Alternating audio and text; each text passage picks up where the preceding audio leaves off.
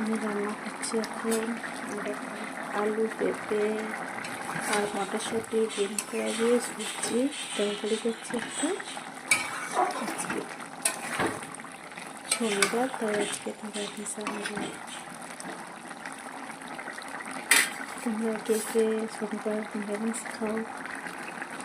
আমরাও তো খাই নিরামিষ। ডাল আর পেঁপে আলু সবজি মটরশুঁটি দিয়ে তরকারি আজকে হয়ে গেছে। এবারে নামাবো। দেখো গাইস, এই তরকারিটা করে খাবে একবার বানিয়ে, খুব সুন্দর খেতে লাগে। রুটি দিয়ে, গরম গরম ভাত দিয়ে তরকারিটা খুব ভালো লাগে, নিরামিষ তরকারিটা।